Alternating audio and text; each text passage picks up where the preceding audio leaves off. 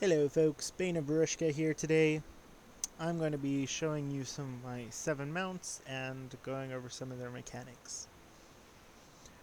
First of all mounts have a different HP bar than your character's HP bar.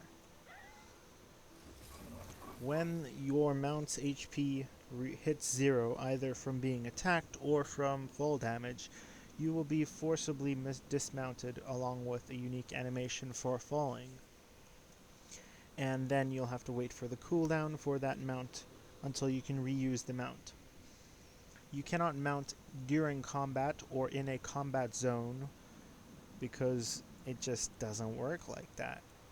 Each mount has a stamina bar or multiple stamina bars depending on what mount you have. All mounts also have a attack ability. Each of the stamina bars for the mounts relates to their unique movement ability. Now let's get into the mounts. First of all, we have the Raptor. The Raptor is really cool looking, but it also has powerful legs for its lovely jumping abilities. Lots of nice, lovely long jumps. Really great for traveling the land, getting from point to point, especially when you don't have waypoints. Its attack ability is a tailspin, which draws enemies in towards you, allowing you to have all your enemies nice and close so you can use your AoE abilities, all of those lovely things. And it's also great for getting them close together for your friends to use their AoE abilities. The next mount that we have is the Springer. The Springer is really good for getting up on top of buildings or on top of cliffs and that, because it has a large jump. It's really nice, really practical. Getting to points of interest or getting on top of places which you probably would not be able to get to without a lot of effort if you didn't have a mount. Its attack ability is a cool kind of cannonball thing. The next mount that we have is a water traversing mount. It is the Stingray or Manta Ray. It goes a decent amount of speed, decent speed over land, but it is a lot faster over liquid or sinking sand. Like so, you get a little bit more speed over this kind of terrain. Water, sinking sand, and other such stuff. Its movement ability is a kind of a floating, kind of flying glide based on your stamina. Once you run out of stamina, you will automatically start floating towards the ground, but you will not take any fall damage, which is very nice. Its attack ability is kind of a barrel roll swoosh thingamajig. Now the next mount that we have is the Jackal. The Jackal is a sand kind of themed mount, and his stamina bar is divided into 3 parts. He can teleport with his sand, which is really fun, and you can use these special portals with the Jackal, which teleport you to an entirely different place on the map.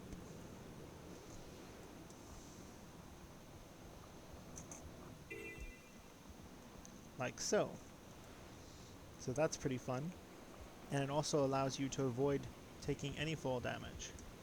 Or for instance, if you're about to land in the water, you can use it to get back onto the land and thus avoid being dismounted. The teleporting, if you're fast enough, is actually nearly horizontal. Its attack ability is a... oh, whoop. Battle awaits. Yep. There we just got forcibly dismounted. So its attack ability is a kind of like a sand bomb that slows and blinds enemies.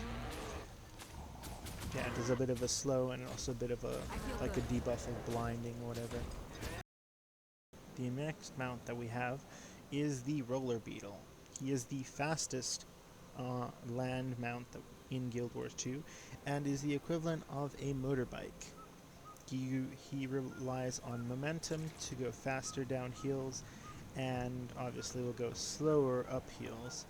And his unique movement ability, for which he only has one stamina bar, is a boost, kind of like a rocket built into the bottom of the saddle.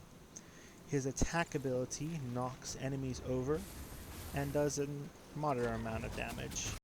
And you use your boost, and then you roll around the hills. Whee! I don't believe it. All these people are being cheated. We have to help. Lucia said I had to keep out of trouble. I know. You could help me gather evidence. I'm sure that would be okay. Whee! And then we use the boost again. Whee! Whee!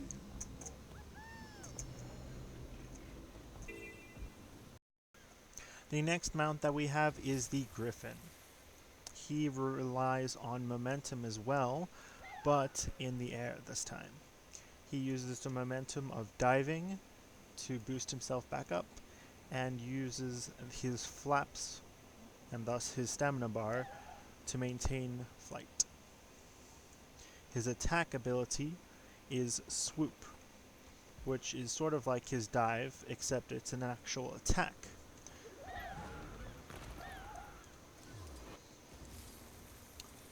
So, for his dive, we go jump up, and then dive towards the ground, and then flap, and then use that momentum to fly back up and gain more height. Then dive again, and fly higher.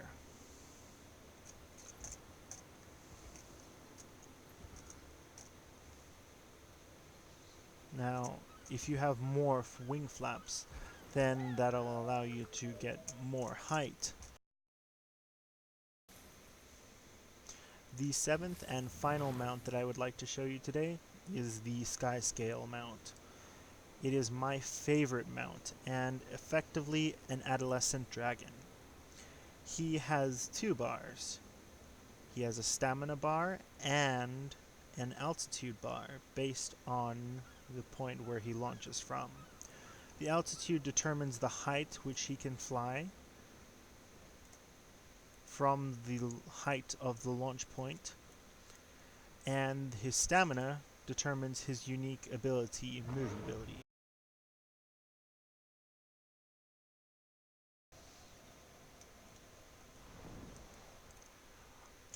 And his attack ability is very useful, probably the most practical mount attack, because it's great for opening in combat. It has a very nice large AoE circle and does a lot of damage over time, so it is a great way to open up into combat. The Skyscale also has a very nice mechanic for gaining more altitude. If, say, for instance, you were very low to the ground and you wanted to go up, and you ran out of altitude, you can go towards a wall and latch onto that wall, hold down spacebar, and it will sacrifice some of your stamina for more altitude and allow you to fly higher. Now, if you have no stamina or not enough stamina to charge up your altitude bar, this won't work, but it's very useful for when you want to get up super tall cliffs, super high towers, and so forth. And it's got a really cool look to it. No. Okay. And now for some bonus features. Skins. In the Black Lion Trading Company, you can buy these awesome skins for the mounts. Each mount has multiple skins, so some of the skins I have for my Raptor are, this is the base one, the default one, but you can get the Star Scale, which is all twinkly and really cool. You can get the Flame Lander, which is really nice, kind of glowy effect to it. And then you can get just different patterns, different kind of shapes to the heads and or tail, or completely different skins, which is also really nice.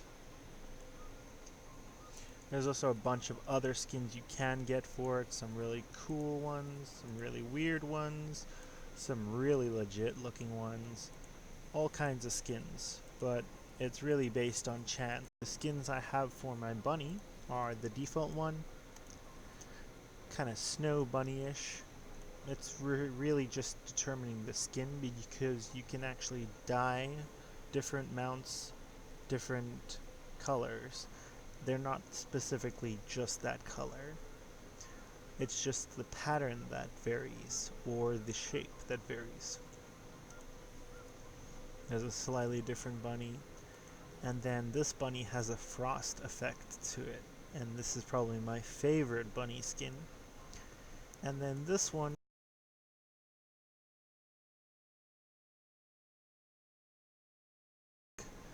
Brisbane Bushtail.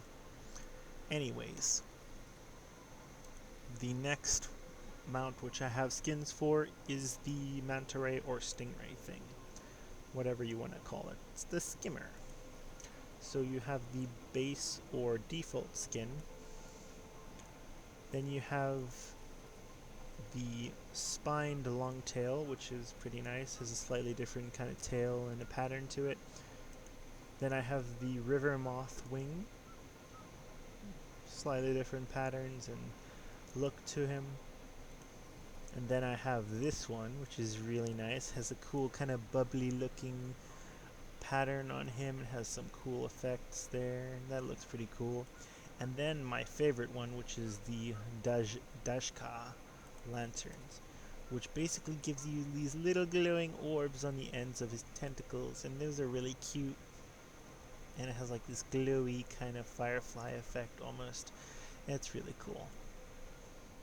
Obviously there's a bunch more that you could possibly get. I just wasn't lucky enough to get those other skins. All of them really cool. Then for the lovely mount, the jackal, I have a husky kind of looking mount skin. Then I have a sort of like prehistoric dinosaur looking skin. I have the Pyroclast, which is more of like a, see a little bit of those sparks and like flaming kind of themed. And then I have the Stardust, which is by far my favorite skin for him that I have. And then I have the Branded Mystic, which has a little bit more sand kind of theme, sandy dirt kind of theme to it. There's a lot of other cool mounts you can also get. You can get a St. Bernard, you can get like a cool Aztec looking one, some cool like Christmas ones, and some like ether kind of themed ones, and like high-tech ones, Halloween, all these kinds of other ones that are also really fun, really cool, but just didn't get those ones. And then there's some other skins you can get for the beetle, but unfortunately I only got the ladybug beetle. You can even get a kind of hedgehog, and if I had gotten the skin, I would have named my beetle Sonic the Hedgehog. There's also the, I think it's called the Stalker, and you can get him from doing World vs. World events. But yeah, he does have some cool skins that he comes with him. Some cool gladiator themed stuff. Now the Griffin I only have 2 skins for. I have the default one, but then I have the Highlands Harrier. It's pretty cool. And then a little bit more owl looking one, Clouded Corvus. Slightly bushier tail and reminds me more of an owl than any other creature. A bunch of really cool skins you can get for him. My favorite being the Grand Lion. That one looks really cool. Yeah, some other cool ones that you can get for him. But yeah, Grand Lion is definitely my favorite, and then this is my second favorite, Awakened Griffin. Oh my gosh, it's so beautiful. Now for the Sky Scale, by far my favorite mount. So beautiful and so awesome. There are some cool new skins for him. When I was playing this earlier this year, they didn't have these skins because it was one of the newest mounts. But now they came out with some really cool skins for it. Really cool looking, like star, kind of dark looking one. That's really cool. Then like a Glemir. Then they also have the Shimmerwing. That's like a butterfly dragon. And then this one, which is amazing, Incarnate Flame mount skin. Oh my gosh, it's so cool. Then that one also pretty cool. Broadhorned, not bad. And Caldera, that one's pretty cool. Axejaw, that one's alright, but definitely my favorite one is the Incarnate Flame.